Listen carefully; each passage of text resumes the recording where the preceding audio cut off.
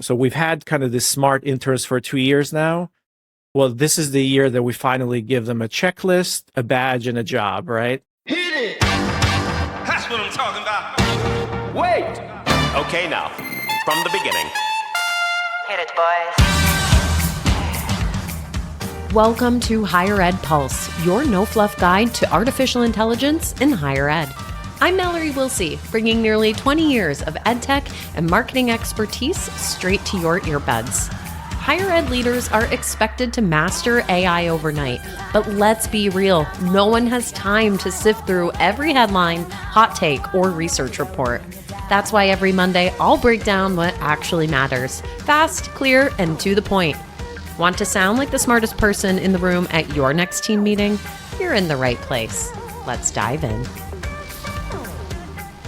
Welcome back to Higher Ed Pulse. Today's episode is about the moment AI stops helping and starts owning outcomes. Agentic AI isn't a tool anymore. It's a teammate, planning, executing, and delivering end-to-end workflows with real ROI. To unpack what that actually means in practice, I'm joined by Artis Kadu, the co-founder of AI Idea Lab, where he's focused on building the next generation of agentic AI systems. After more than a decade leading Element 451 into the category-defining AI-powered CRM for higher ed, he's back in builder mode. His newest venture, Andy.ai, is inspired by life as a father of two and focused on creating AI tools designed for kids and the families guiding them into the AI era. Artis, welcome to the Pulse. It's so good to be here, Mallory. Thanks for having me. So listeners don't know this. We've been catching up for the last 15 minutes off mic because I have not seen Artis in a few months, and so much has changed for you, Artis, as you headed into this new year. I caught your LinkedIn post in January where you announced Andy.ai, but this is my first time actually getting to ask you more about it. And I would love to just start there. What is Andy AI? Where did the idea come from? And what is it looking to do? Yeah. So Andy AI, I mean, it's very personal for me. Obviously, as you know, Mallory, I've spent kind of the last decade or so with Element 451 and kind of solving this problem of how do you guide students through this complex, high-stake journeys, and then how do you scale them? And now with Agentic AI, how do those feel personal to those students? So, we kind of came the last couple of years now, we've been building agents around that. And then I'm thinking, okay, can we take that and how do we bring it to the family, right? How do we kind of bring it to my kids? I realized that the same problems exist in my own home, but times two. Now I have two kids. And, I have my 13-year-old and my 10-year-old, my 11-year-old son, and they're going to use AI every day for the rest of their lives. And that's not really a question, but right now they're using ChatGPT for homework. And I guess it's fine, but ChatGPT doesn't know my daughter struggles with fractions, for example, last month, and it doesn't remember my son learns better with examples. So it has no continuity, no memory. And at the end of the day, I can't see what else they're asking ChatGPT. So I'm like, damn, there's got to be, a better way. And that's kind of where the idea of Andy kind of came about, right? So I wanted my kids, and I wanted to build this for them, like an AI companion that actually knows them. It remembers their journey, kind of grows with them over time. And of course, the most important thing, it kind of keeps me as the parent in the loop. So it's like guidance, guardrails, and the personalization and oversight that's missing from all the other AI. And then the other thing that as we kind of thinking about this and start, I'm like, okay, this is great. But then I'm like, okay, reminder, and my wife, she's like the chief reminder officer. It's like, you gotta remember, you gotta do this. You gotta bring this to school. Remember that today you have gym. You remember? And then we talk about this problem with our friends as well. And they have exactly the same problem. Like my friend Candace, she goes on vacation for a few days. She has 3 pages that she has to give their babysitters to say, okay, take the twins here. They got, they got practice. They got this. So the whole idea of an AI that kind of built specifically for families. Like, so that Andy resolves both of those things, right? It's an AI with memory that actually knows the family.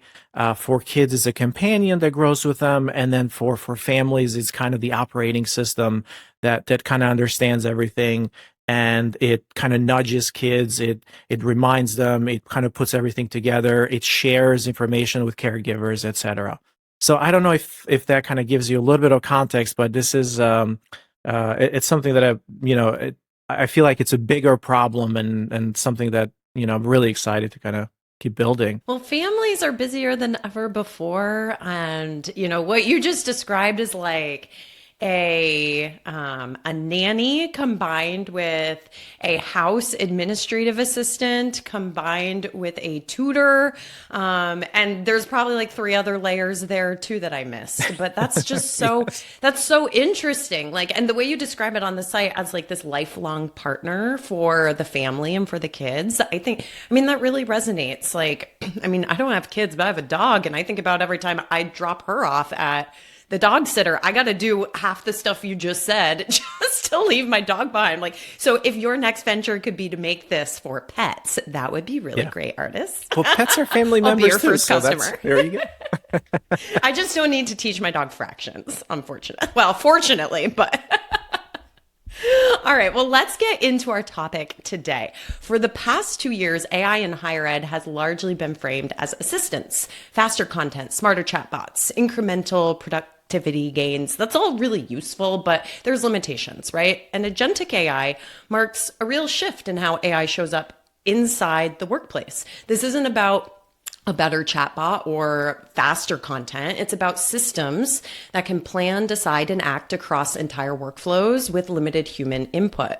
So in practical terms, agentic AI moves AI from helping with tasks to owning outcomes. Instead of drafting that email, the agent actually can run the full end-to-end process and monitor data and decide what matters. Humans set directions and agents execute them. 2026 is the inflection year, according to artists. Advances in long horizon planning, persistent memory, reliable tool use, and multi-agent coordination mean these systems can now handle really complex multi-step work without constant supervision. And we're going to dig into all that. Of course, we're going to ground this in our industry, higher education, and the implications are structural here. Think student communications that can adapt in real time based on behavior. Haven't we been talking about that for decades? Imagine advising and support workflows that intervene before students disengage. I mean, there are so many upsides. I'm sure there's some risks, and artists, there's nobody better to unpack this with than you. So, in our prep for today, you sent me this note where you said that this year is going to be ChatGPT's moment for agentic AI. And that resonated with me. And I think that's a great way to couch that because a lot of us use ChatGPT. We understand what that means. So I love how you phrased that, but let's actually unpack it. Like, why? Why is 2026 the breakout year? What's actually happening? Yeah, so there's a lot of things that are kind of converging in 2026. Like last year, and even the years before, we were working with a lot of AI, and it's all about generation. So it was all about content generation. But now, agents actually act on the world, but in order to do that, they need to be really smart to understand the context and to kind of do things.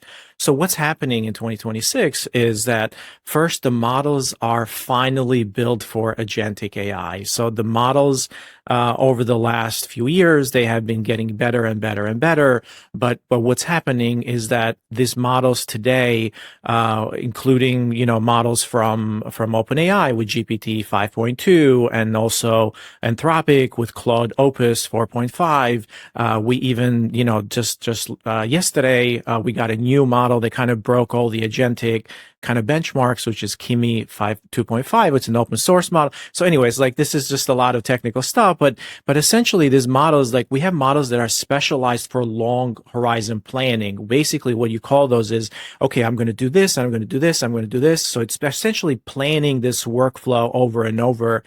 It also reflection on, it's like, okay, am I like thinking about it? Like I'm going to try something and I'm going to try something else and I'm going to use tools, and they are able to use these tools very, very reliably over thousands of turns without losing any of the context, which is super important, right? So think about it yourself. Like think about like when you're trying to accomplish like a project, and you kind of break that up into a lot of different tasks. But then as you start working on these tasks, you forget, and you just lose track of that end goal. So these models are very similar, but until recently, we didn't have models that could kind of continue and keep track of that. If you remember, Mallory, you had like we had chat generations, and you asked it, okay, build me a campaign or build me something.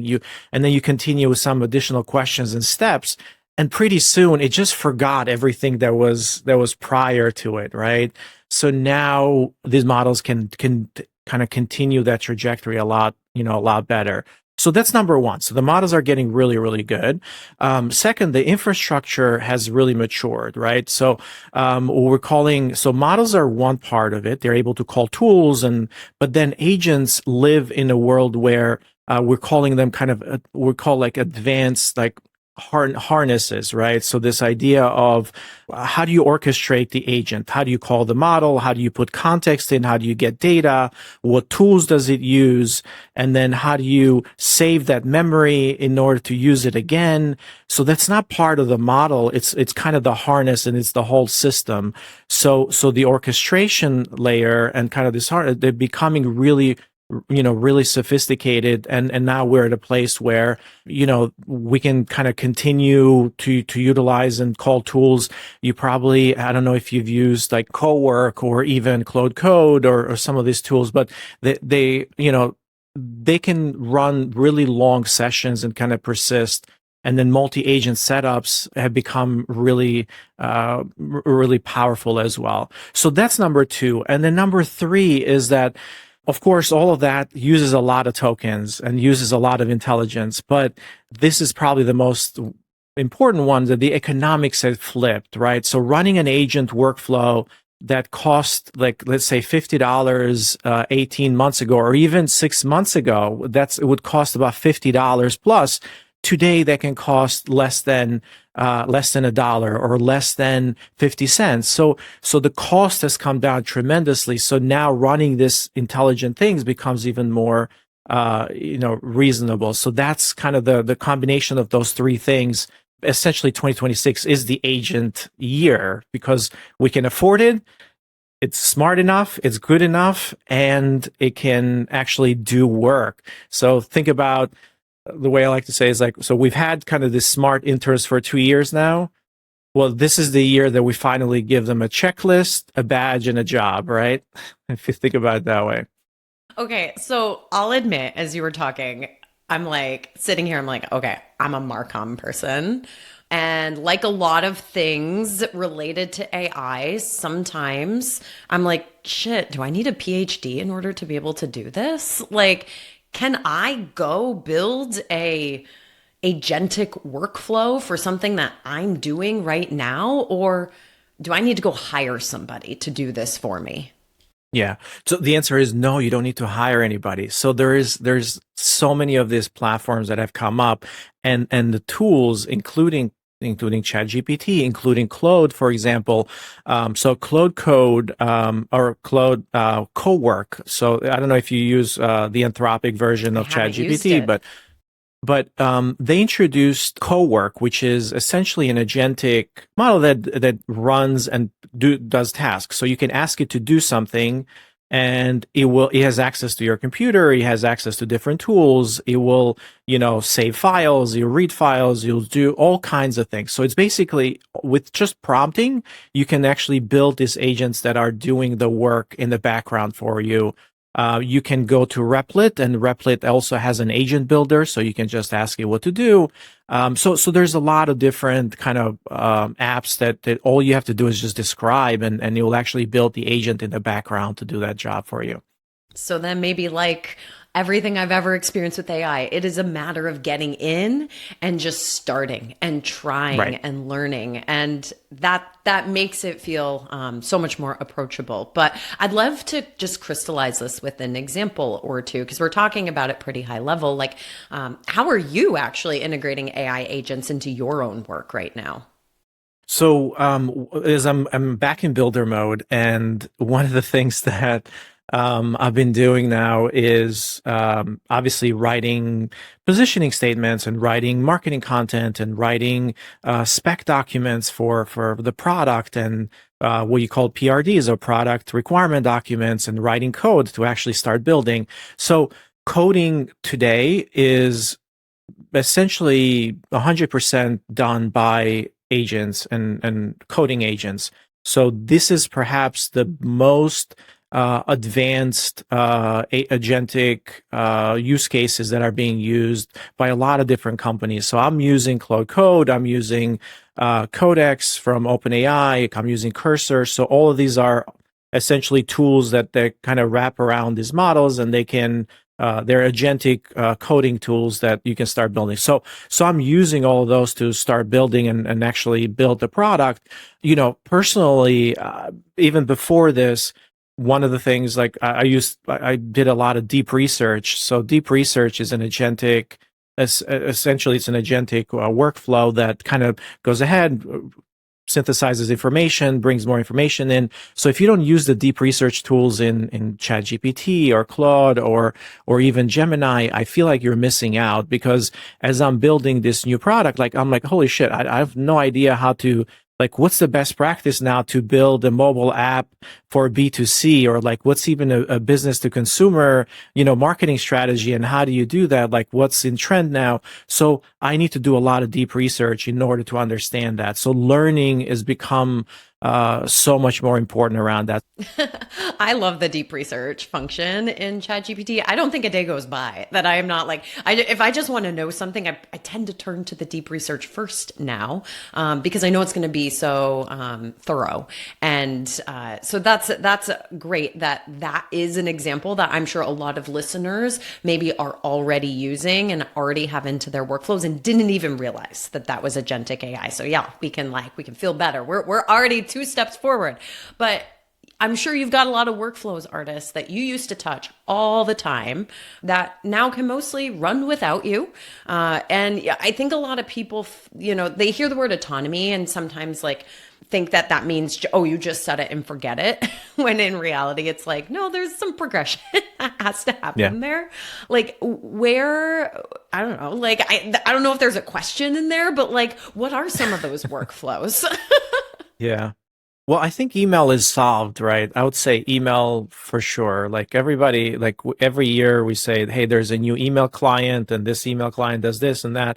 But I feel like today with agents, email is solved. I don't know what email you use or email. It's I use, obviously Gmail or the Google ecosystem, but I use, let's say, Superhuman, which is a really interesting, but I've tried so many of these email organization tools with AI, and it will just read through your email. It will kind of automatically tag everything. You'll kind of bubble things up. You'll put things into folders for you based on some of the things that you told it. You'll remember, how you responded, and it will just write drafts for you. So I feel like email is solved today. Like if you're still going in and you're deleting email manually or you're organizing stuff manually, I mean, you have to go back and take a look at that one more time, because that's that's a Who productivity. really likes doing that? Nobody, right? There's solutions out there now, people. Yeah. It can feel sometimes very, you feel like you're accomplishing something when you're like, yes, I deleted 50 of them, but it's false. like, oh man, that false accomplishments. Yeah. a little dopamine hit there for sure. Yeah. And then the other part is, the things that, we have conversations, but this idea of it's like, well, how do you retain what's happening? So we've been doing meeting notes and digesting information, group meetings, outcomes out of that, and then research and follow up. That's solved as well. So you have tools like, obviously, personally, I use Granola or Notion. They kind of record meetings. They don't even have to come to the room to record that stuff anymore, right?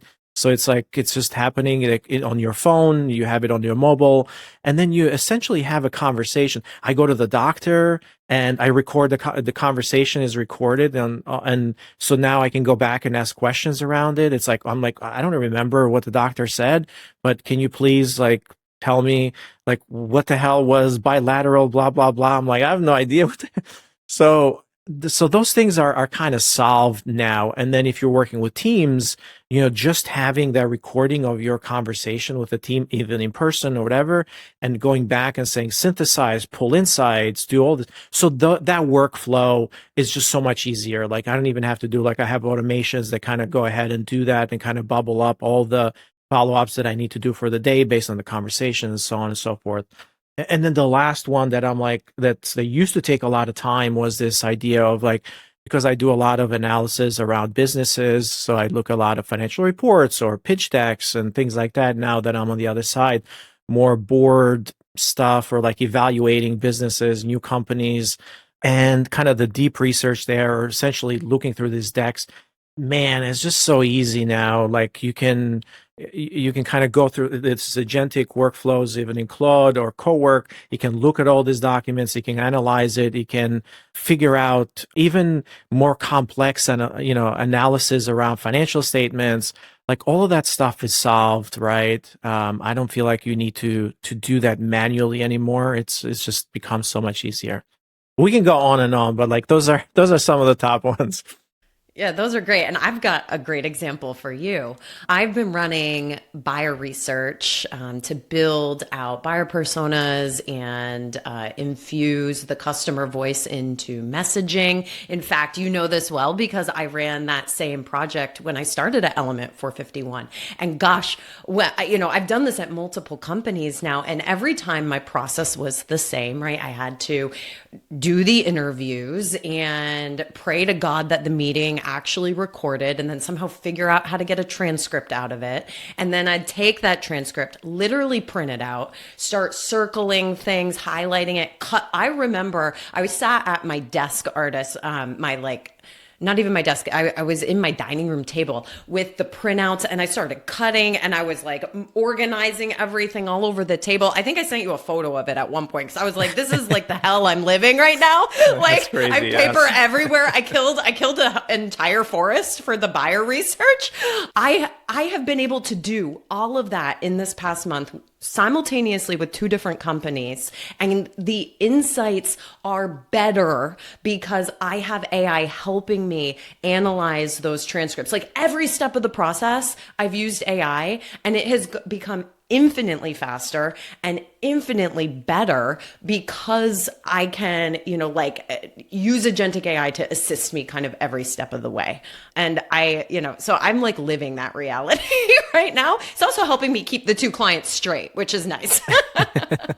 Yes, exactly. It's like, no, this is what you said, and this is exactly where that came from. So yeah, kind like of the 3 weeks citation is of really work important. condensed. Yeah, it's wild. Yeah. What one recommendation around that is now, the time constraint is like you set up meetings with customers, and then you can only interview a certain amount of people. Now, imagine Exactly. you can interview the whole organization, right? And you don't have to do that yourself. You can have an agent actually do a voice conversation with all the questions and ask them, all those questions. So now rather than having, 10 interviews, you can have, 100, 1,000 interviews, and then you can have even more insight around that. But that's kind of the ability of AI to kind of scale work out. So Yeah. Well, hey, the next client I do this buyer research with, maybe I will send Agentic Mallory out to interview that's right. all of their There you customers. go. I love that idea. I love that we're talking about all these great examples. And I know that so many of the Pulse listeners are living a reality where they're a team of one or two on their campus. They don't have a huge budget or a fancy innovation lab. So for that person listening, where's the first place that agentic AI might actually make sense for them to start experimenting with this year? I mean, so there's a lot of different places, right? But like I said, just take those, routine stuff that you're doing every day, the inquiry or the inquiry responses that folks are doing or handling kind of the student questions. I think that's the first place to kind of look at. So just, Google right now or even Microsoft Copilot, like you have tools that can automatically look at your email and they can kind of have responses to student questions or so I would say that's probably the first thing that you can take a look at. it's high volume, low risk, low stakes, I would say, at this point. So, and of course, there's other tools that you can start using to automate some of the content creation. Obviously, we've been talking about this for a number of years now, but this notion of how do you connect that tool to something that can take action, like that's important. But sending messages, it's the number one thing that you can probably do right now. So automating messaging. Do you have any recommendations for like, do we have to map our work differently so that it is ready for agents? Or are there like certain signals in someone's day to day that should be like a big green flag, like, hey, this is ready to be delegated to an agent? Yeah. Yeah. So so when you're mapping work to agents, like, don't ask like, hey, what job can AI do, right? But ask like, what are the tasks that AI can own specifically? And you think about it like 3 R's. Think 3 R's, right? Repetitive. So you do it more than 3 times a week. So if a task is repetitive, is it rule based? Meaning like you could write down decision logic even if it's nuance. It's like if this then that, or like we always do this thing. When this happens, and it's like, and then record heavy. So think about like you just mentioned, like you need to spread out everything on tables in order to get this interview. So it's like record heavy. You have to look up a lot of stuff. So it involves like pulling or updating information from different systems or documents or unstructured stuff. So if it's repetitive, rule-based, and record heavy, like this is an amazing way to think about, agents and automation and AI there. And then you think about the signals. It's like, I always do X before Y, or every time I get this email, I do this. I spend 30 minutes just gathering info that I need for this decision. So any tasks that you can kind of dread and tedious, like you can do it with there. So that's kind of how you can think about it. But what kind of ways do you think about it? Hmm. I the repetitive is always top of the list. If I start doing something manually, more than once, I'd say like, yeah, more than once a week, I'm like, all right, I need I need a GPT for that, or I need to figure out a different workflow for this at this point. And you know what? It's a lot of the boring stuff. Like it's not flashy. Like everything you were just describing, like it's the stuff that honestly we hate doing as humans every single day. I hate reading my email. Like my husband yells at me because half the time I don't read my email. And once I've been able to find ways to bring AI into that, like it's really changed how I operate. And I think it's that like boring stuff that changes how the organization operates as well.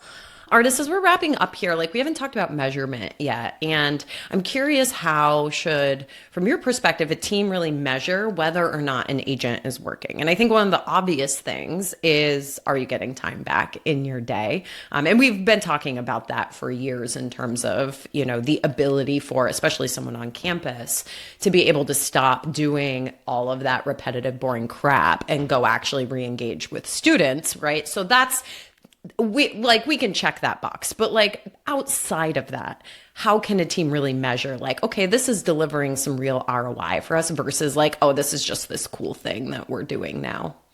Yeah. So 2026, when you look at organizations and a lot of the reports that are coming out and kind of organizations adopting AI right now, folks are not looking at it as productivity boosters anymore. So productivity booster stuff is kind of gone out of the window. It just doesn't work very well. So they're thinking about it in terms of ROI. Like, what is the ROI that we're getting out of this?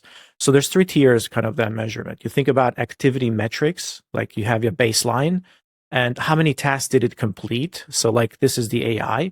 How often did it fail or need human intervention, right? So that's a tier of measurement when you think about the agents, are they working, or how do you measure it? The second is around efficiency. We talked about efficiency metrics, right?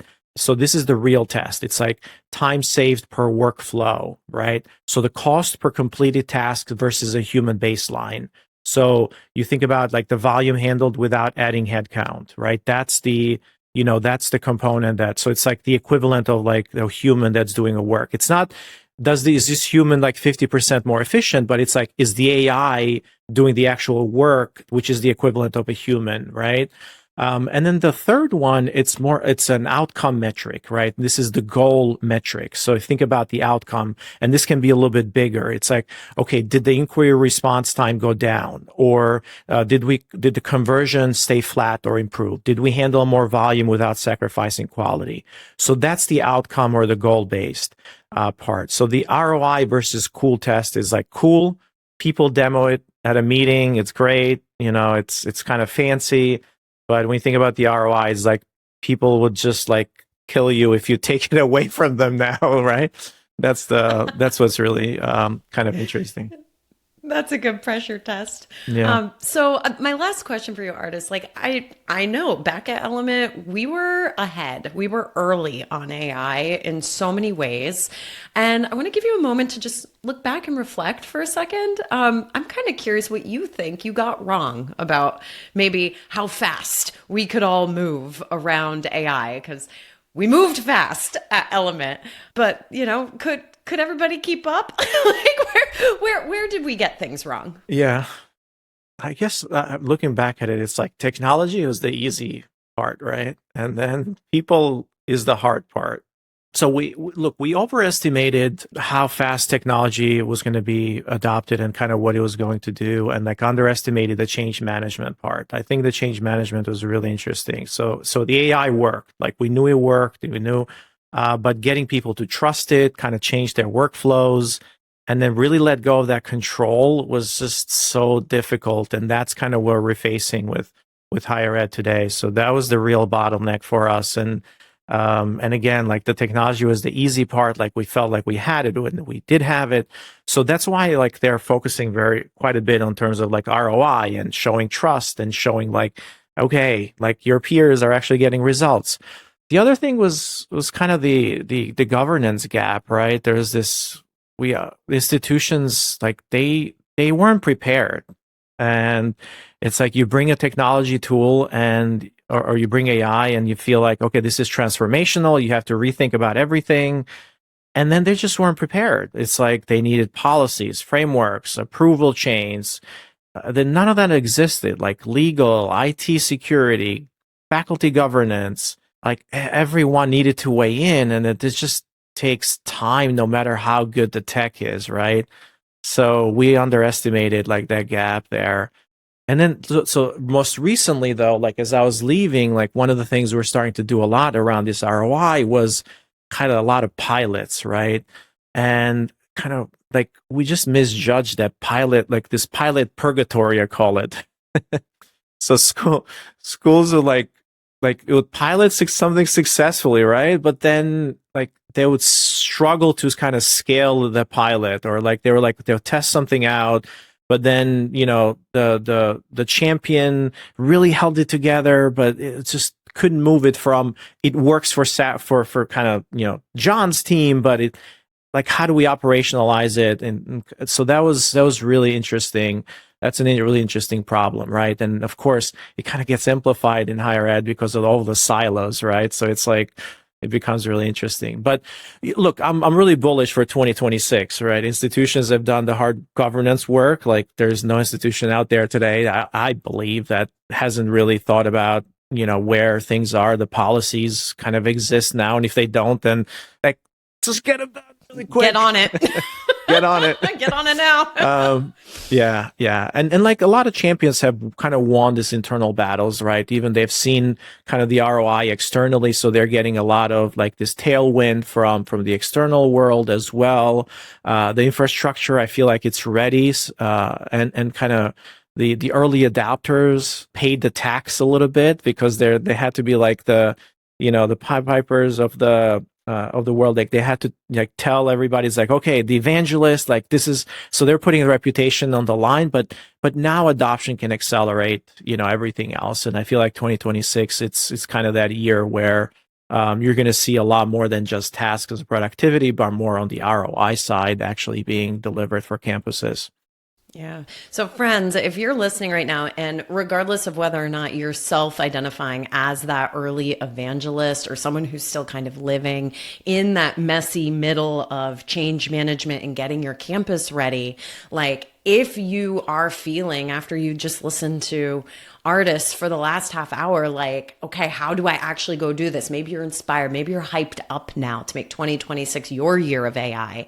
Good news. Tomorrow, the AI Engage Summit kicks off and it is hosted by Element 451. This is 2 days of practical sessions on using AI, real demos, use cases, and takeaways that you can apply immediately. It is free. It is virtual. You can do it in your pajamas, and there's still time to register up until that event actually closes. So head over to element451.com or just grab the link in the show notes. I promise you will not regret it, and you will absolutely learn something. Artist, before I let you go, where can people find you these days?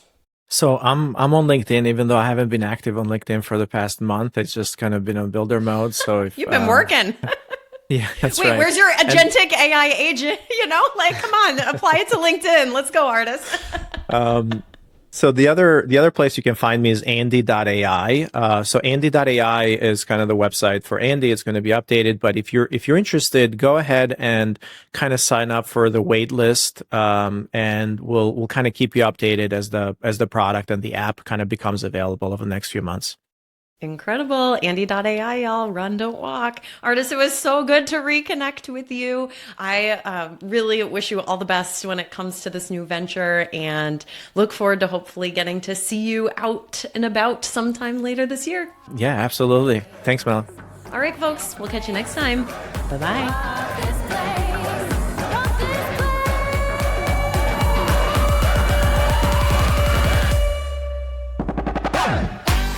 Thanks for listening to the Higher Ed Pulse. The show is a proud member of the Enrollify Network, home to Higher Ed's largest collection of podcasts. Enrollify is where higher ed goes to grow, so be sure to check out our other podcasts, webinars, video clips, blogs, and more. Visit Enrollify.org and subscribe for all the latest details and content drops directly to your inbox. Enrollify is brought to you by Element 451, the digital workforce platform for higher ed. Learn more at element451.com.